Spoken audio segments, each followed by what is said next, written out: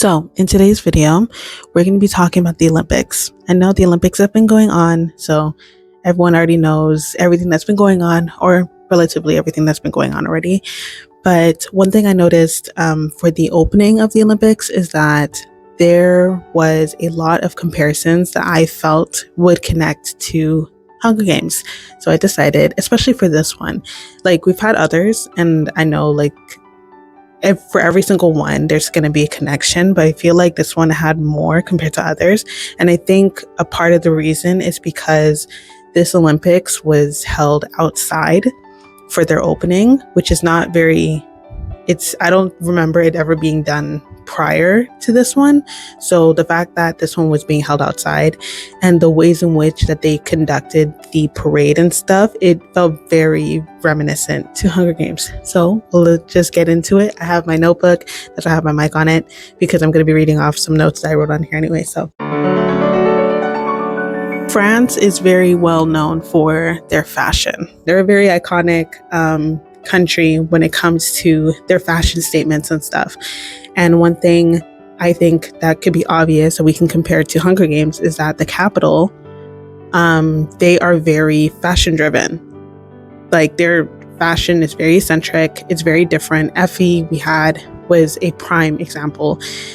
She was very much a fashion queen. Every day was a completely different style. It was very loud and very eccentric and very different, but that's what made Effie who she was. And especially when we got to the last book and the last movie of the Hunger Games series, Mockingjay, we have, I think her name's Tigress. I can't remember entirely what her name was, but if you watch the movie, she was the one that had literally the tiger stripes all over her face. And when Katniss was being introduced to her, and she was recognizing her, her response was that Snow didn't think that she was pretty enough anymore, something of the sort. Like, she was another example. I know that she's very eccentric as well. I think she's in the next movie. I haven't watched That's Some Tea on Me. I never watched the one for President Snow, and I haven't read the book. I have the book, but I haven't read it yet. I tried to get into it. I started getting into it a little, and then I got distracted, so I never ended up finishing it. I plan to, but slow and steady, I guess, for me right now wins the race. So we're going to do it like that. But yeah, we have that. For the fashion, again, Paris is a city of fashion and all that stuff. So yeah, we have that for fashion.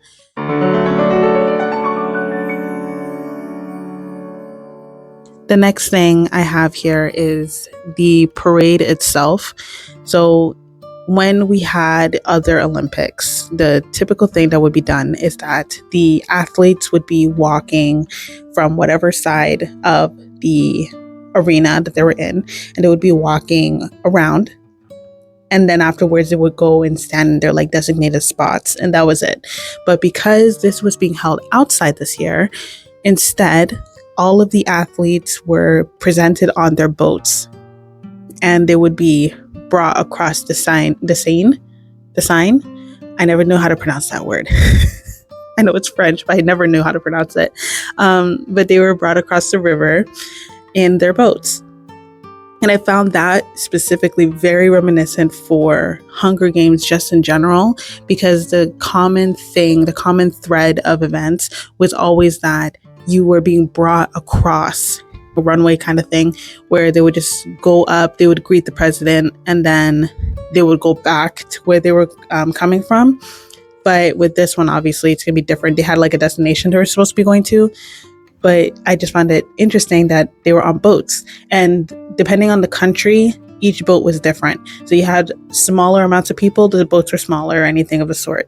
Obviously, it's not going to be as flashy like Hunger Games, where it was based on the costumes, again, fashion for France, but based on the costumes, depending on how flashy your costume is, the way it would represent your country or your district was what you're being presented with to the president.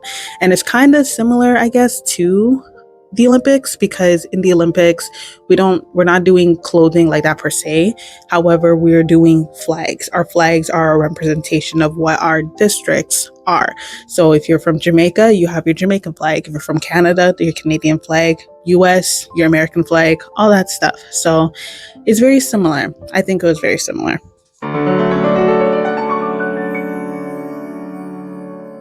While these Olympics have been going on, I've noticed when I was doing some research for this video, just for me to get little notes here and there, I noticed that there are protests that are happening in England. And I know as well that there are other things that are happening pretty much in each country. I won't say every, but in a lot of countries, there are things happening. There's things happening in Jamaica as well regarding the government. There's a lot of things going on. So I think it's interesting how that could be brought back to the Hunger Games. But this one, I would bring it back to both the first movie, more so when Rue ends up passing, and then it would be drawn as well to the second movie, because when Katniss and Peeta were supposed to be doing their like victory lap, essentially around to like greet everybody, that was when you started seeing the protests like really taking effect, when they started like painting or like graffitiing the Mockingjay all over the walls and stuff, especially when they were going past that tunnel. But yeah, like you have those examples. I think that those are examples of how you have these games going on, and these games will present a life that, oh yeah, everything's like going so well and stuff, but then across the way, there's so many protests and so many issues happening with the people. The people are upset about enough. I think they're having enough with the way in which life is going, and we are kind of overshadowing it by having the Olympics, you know? That's just something I thought, because I found it interesting when I saw it.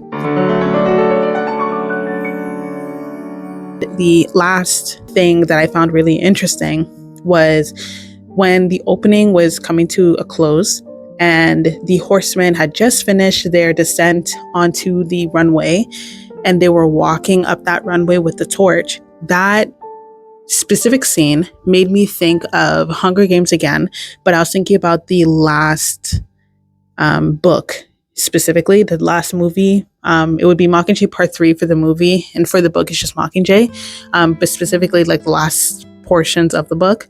Katniss was walking up that runway, same one that she had to pass with the boats and all that stuff. She was walking up that towards President Snow, because if you guys don't know, that's where the execution was supposed to be taking place. So President Snow was tied up to something, I don't know what, let's say it's a stake, and President Coin was on a pedestal behind him, and essentially she was giving her big speech about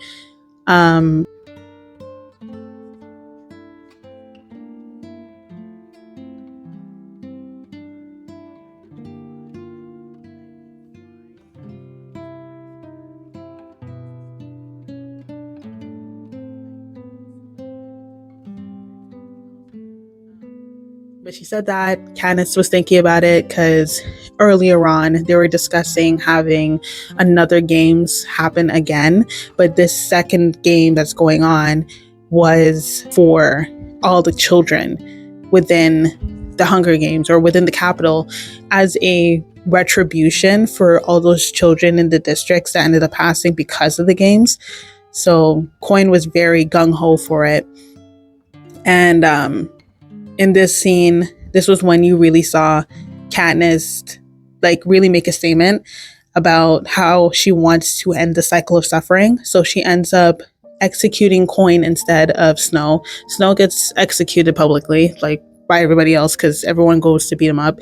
And then, yeah, that was the end of that portion of the story. But it's just crazy how when I was looking at that procession happening, that's the first scene that popped up in my head, because it was a very long walk up. And while they're walking up, I'm like, this reminds me so much of Hunger Games. Like this is pretty much the same, like walking up to wherever they're supposed to be walking up to. Because I think the president of France, they have a president, right? Yeah, the president of France was at the very like end of it that they were walking towards. They obviously didn't walk up all the way. They ended up handing the torch over to a French athlete, and then that's where that procession happens until the final two athletes were lighting the thing. So yeah, I just found it interesting. I don't know if you guys have any other ideas of how it connected to Hunger Games, or maybe you don't think it connected to Hunger Games as much, but it connected to other things. I know like a big thing is the gladiators and like all that stuff, and that's pretty much what the Olympics, in my opinion, was. It was like a gladiator games, or it's like reminiscent of like the gladiators and stuff. But yeah, that's all I have for you today. Those are just my thoughts on this connection between Hunger Games and the Olympics. I hope you guys enjoyed. If you guys did, make sure to like and subscribe, as well as turning on notifications, because I will make sure to be doing more videos like these. I actually really enjoy doing videos like these. I think it's nice to bring my own understandings of stories here, and then also you guys share your own ideas, your own thoughts of whether you agree with it or disagree, anything of the sort. But yeah, if you guys enjoyed, make sure you like, share, and subscribe again, and I'll see you guys in the next video. Bye, my loves.